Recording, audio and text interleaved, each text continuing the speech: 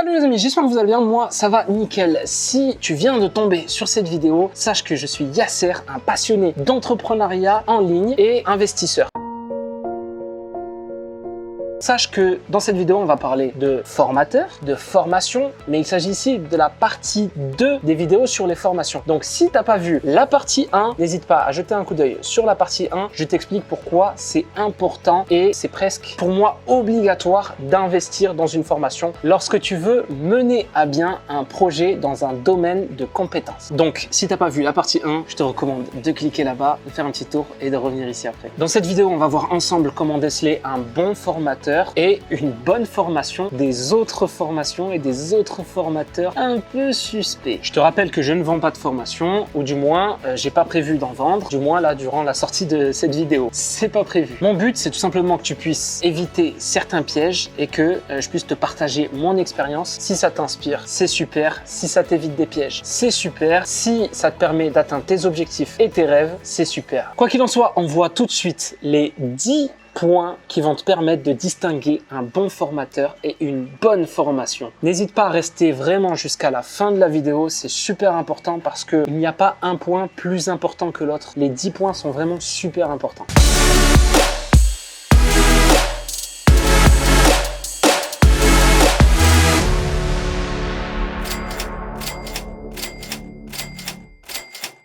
Mon ami, aujourd'hui, on est en Indonésie, à Bali, et comme d'habitude, comme tu le sais, on vient des 4 coins du monde, donc n'hésite pas à t'abonner pour faire partie de la team, pour faire partie de la famille. Si c'est ta première fois, bien sûr, ici, on parle essentiellement de business en ligne, business en physique, IMO, crypto, on parle aussi de mindset, liberté géographique, et aussi, ça arrive, des résumés de livres inspirant. Donc mon ami, n'hésite pas à t'abonner, c'est gratuit. Comme on a pu le voir à la fin de la partie 1, il existe des personnes malveillantes, des formateurs malveillants qui utilisent des stratégies un peu loufoques, si tu vois ce que je veux dire. Certains vont prendre des formations anglophones qui vont traduire dans d'autres langues comme le français, l'espagnol, l'italien, tout ça pour le vendre à un maximum de gens. Donc cette personne, à part la compétence de traduire une formation, elle n'a pas la compétence que la formation propose. Donc il faut faire très attention à ce type de formation. Également au type de personnes qui vont être concentrées dans l'image. L'image. Ça va acheter des followers pour être plus crédible. Ça va faire des émissions, ça va passer dans des magazines. Pour passer dans ces magazines, il suffit juste de payer le magazine. Donc, beaucoup de manipulation pour être en fait dans l'inconscient des gens comme quelqu'un de qualitatif qui propose quelque chose de qualitatif ou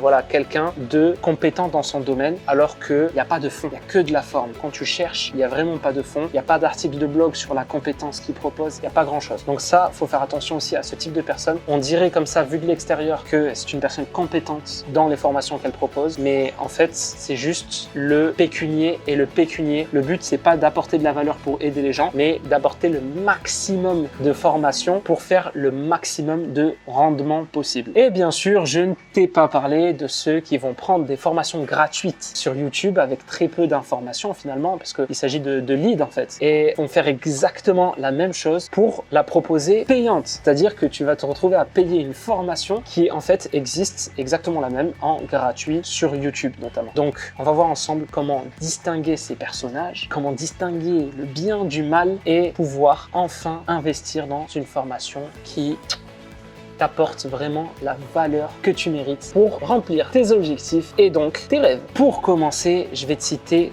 2 points. 2 warnings, 2 attention.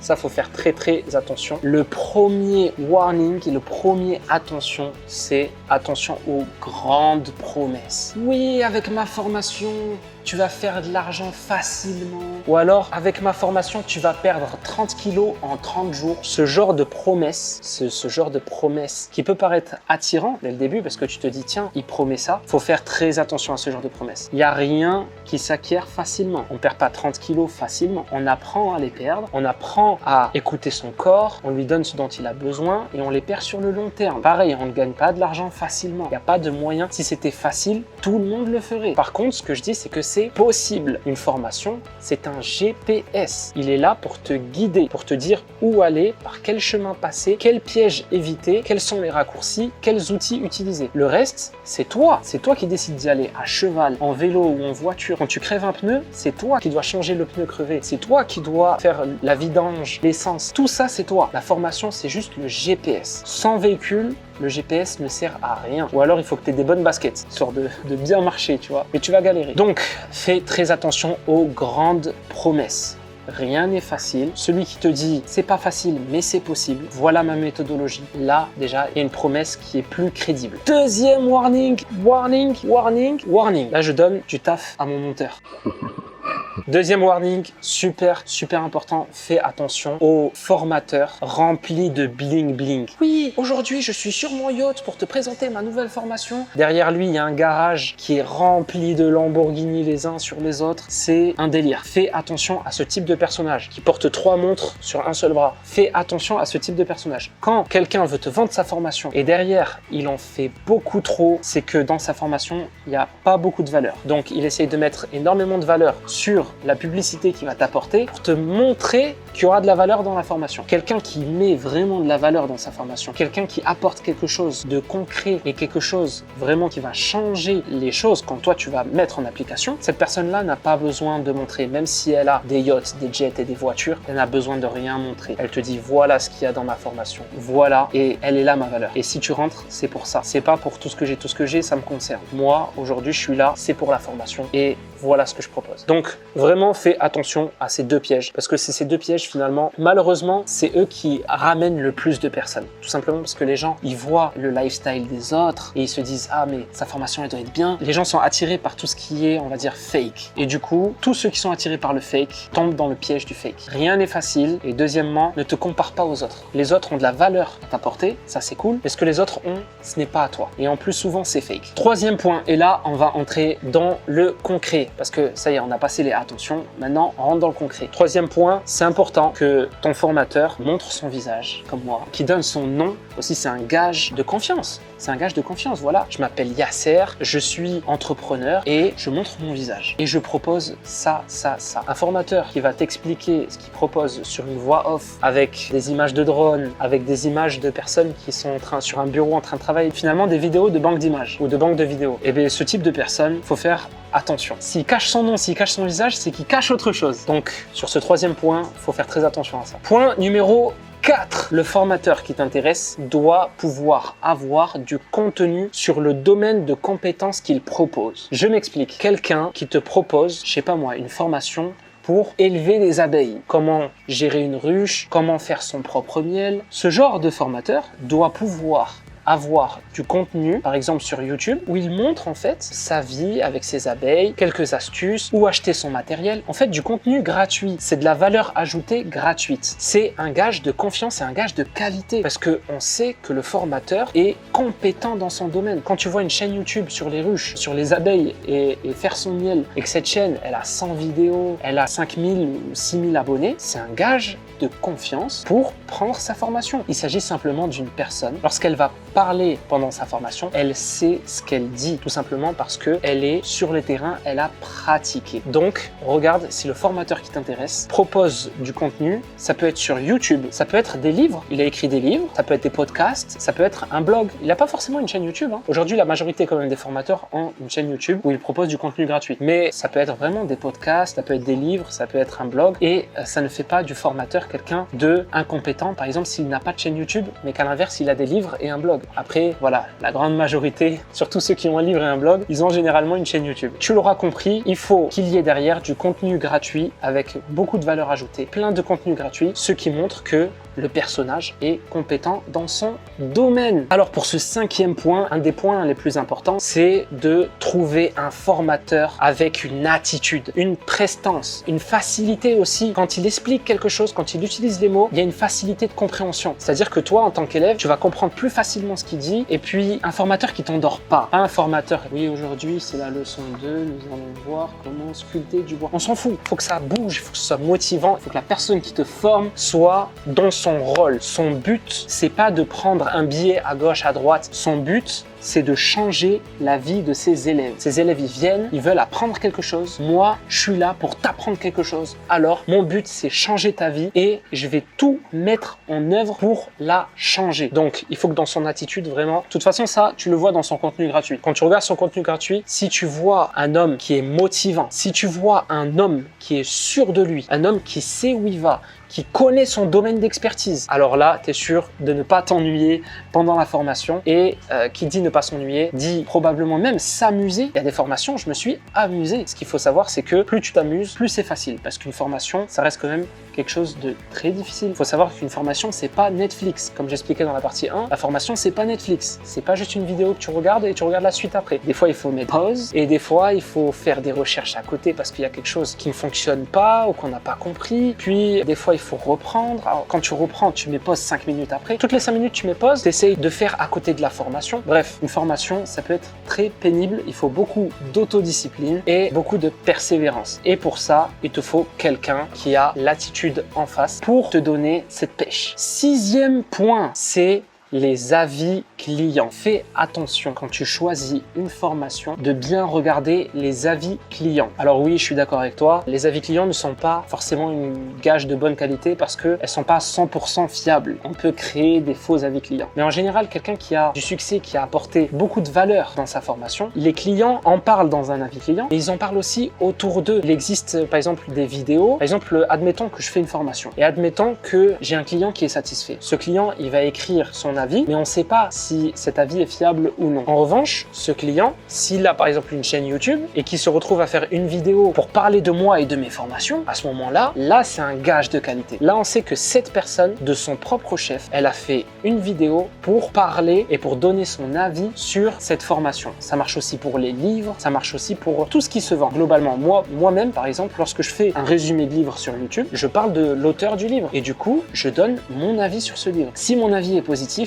derrière, c'est l'avis client favorable pour l'auteur. L'auteur peut ne pas avoir besoin d'écrire des avis clients sur son site, tout simplement parce que YouTube est rempli d'avis clients vraiment 100% fiables pour le coup. Donc n'hésite pas à regarder chez ton formateur les avis clients, encore une fois sur YouTube, vu que les avis clients sur YouTube sont vraiment fiables. Et pour le reste, n'hésite pas à analyser les avis clients du formateur. Ça peut être aussi intéressant. Des fois, on peut déceler des faux avis, ça se voit, et quand ça se voit trop, vaut mieux s'écarter. Si quelqu'un a besoin d'écrire des faux avis clients, c'est que c'est quelqu'un qui n'est pas sérieux, et quelqu'un qui n'est pas sérieux, c'est pas quelqu'un qui va proposer une formation digne de ce nom. Le point 7. Dans le point 7, on va voir ensemble tout simplement les groupes d'entraide ou les suivis, les coachings. Il y a certains formateurs qui proposent des coachings hebdomadaires ou mensuels sous forme de Zoom, un salon ouvert avec tous les élèves qui ont dans le salon et puis chacun peut poser sa question et on peut traiter un sujet. Voilà, aujourd'hui on va traiter du module 1, qui n'a pas compris quoi. Ce suivi, ce coaching, c'est vraiment un gage de qualité. Ça prouve que le formateur, déjà, il s'investit, il donne de son temps une fois par semaine ou une fois par mois pour pouvoir régler les problèmes qui ne sont pas les siens. Donc c'est vraiment un gage de qualité et ça montre que sa formation est plutôt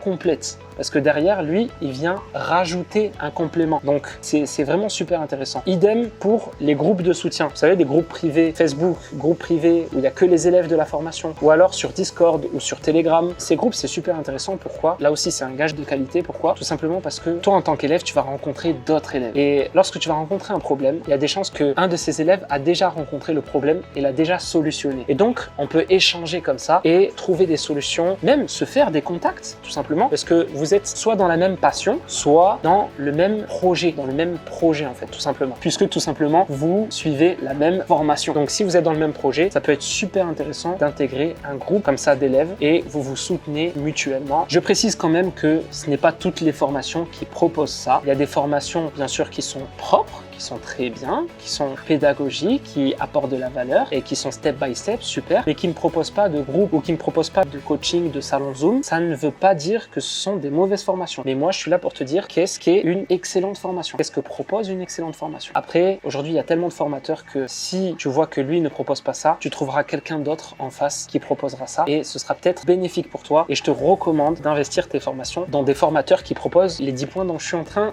de te parler. Le point 8. Alors, Alors le point 8, c'est un peu comme le point 7, c'est-à-dire que c'est un point qui apporte énormément de valeur à la formation et qui fait d'une formation, pour moi, une vraie formation qualitative, mais ça veut pas dire que si elle n'a pas, c'est une mauvaise formation. Non. Et c'est quoi le point 8? C'est tout simplement le fait de faire intervenir des experts dans leur domaine. Tu vas me dire, oui, mais le formateur, il est expert dans son domaine. Je vais t'expliquer. On reprend l'exemple du formateur qui veut te former à élever des abeilles pour faire ton propre miel. Bon, ben, ce formateur, il va faire intervenir une usine qui met les miels en bocal. Et le gars de l'usine, il va t'expliquer comment ça fonctionne dans l'usine. Il va t'expliquer comment ils reçoivent le miel, comment ils le mettent en boîte. Ou alors, il va faire intervenir le fabricant de blouse. Tu sais, la blouse anti-abeille. Et le fabricant de blouse, il va t'expliquer comment la blouse fonctionne, pourquoi l'abeille ne pourra pas te piquer. Ou un chimiste pour t'expliquer comment fonctionne, tu sais, la vapeur. Et le chimiste, il va t'expliquer, voilà, je suis expert en chimie. Et chaque expert, il va donc parler uniquement de son domaine d'expertise. Et ça, c'est super, super intéressant. Parce que lorsque tu montes au fur et à mesure de ta formation,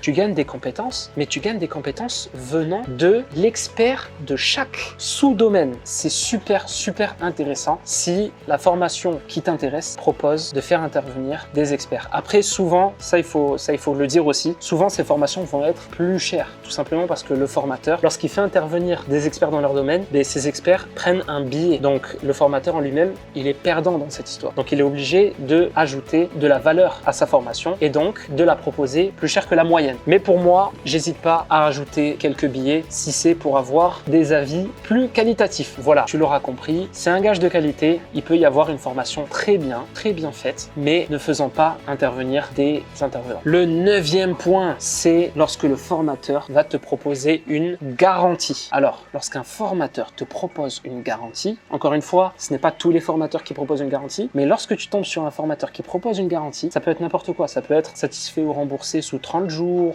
Et puis, tu sais, le module 1 est débloqué et les autres modules sont bloqués. En attendant 30 jours, tu fais le module 1 ou on va dire le module 1, module 2 débloqué. Et si ça te plaît pas, tu peux partir. À ce moment-là, tu n'as pas accès aux autres modules. Et si ça te plaît, et bien après 30 jours, tous les autres modules sont débloqués. Ça, c'est une garantie, mais c'est aussi un gage de qualité. Parce que la personne, elle te dit, écoute, moi, je sais la valeur que je t'apporte. Maintenant, si toi, tu ne vois pas la valeur que j'apporte, alors je te rembourse. Il n'y a pas de souci. Je veux qu'il n'y ait que des gens qui profitent de la valeur que j'apporte. Ça, c'est cool. Et j'en connais un autre aussi qui propose quoi? Il propose un remboursement dans 1 an si, au cours de l'année, tu n'as rien gagné en ayant fait tout ce que la formation te dit de faire, alors tu es remboursé. À toi de prouver, voilà, j'ai fait appel à un tel, j'ai fait ça, j'ai fait tout ce que tu as dit et ça n'a pas marché. Alors je te rembourse. Pourquoi? Tout simplement parce que ça m'intéresse plus que quelqu'un ait réussi suite à ma formation que quelqu'un qui n'a pas réussi. Quelqu'un qui n'a pas réussi et qui a fait tout ce que je lui ai dit de faire, je préfère le rembourser. Tout simplement parce que je connais la valeur, je sais ce que j'apporte. Et ça, c'est un gage de qualité. Ça veut dire que sa formation, elle est vraiment complète. Et enfin, on arrive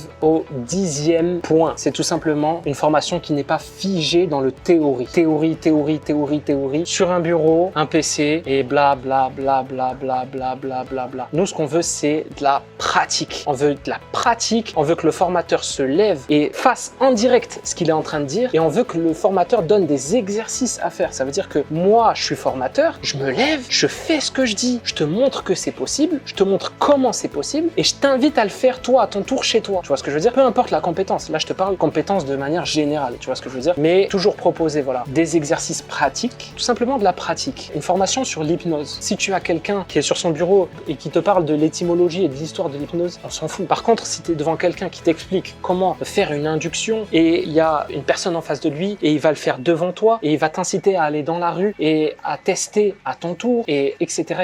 Là, on est dans une formation du coup qui passe de la théorie à la pratique et c'est super intéressant parce que pour moi, passer de la théorie à la pratique, c'est indispensable tout simplement parce que après la formation, il n'y aura que toi et ta compétence. Donc après ta formation, tu seras tout seul devant ta compétence. Si durant la formation, t'es pas passé à la pratique, après, tu auras les outils mais ça sera nouveau. Tu vas faire tes propres expériences. Quelque part, tu vas apprendre par toi-même. Mais il manquera ce petit quelque chose qui est finalement la pratique. Et ça, pour moi, c'est un point super important. Quoi qu'il en soit, mon ami, on a vu les 10 points ensemble. Si tu trouves un formateur ou une formation qui propose vraiment ces 10 points, qui les check, les 10, alors tu as trouvé le jackpot. Surtout si il est expert dans un domaine de compétences que tu recherches. Alors vraiment, c'est le jackpot. pote. Personnellement, si à l'avenir, je devais proposer des formations dans les domaines d'expertise que je maîtrise, personnellement, je ferais tout pour remplir ces 10 checks. Je ferais tout pour les remplir parce que pour moi, ça sert à rien d'apporter de la valeur à quelqu'un si c'est pour qu'il y ait des manquements derrière, pour qu'il y ait un peu de manipulation derrière. Et je fais en sorte que la formation soit accessible à tous. Mais bon, mon ami, je suis pas prêt de faire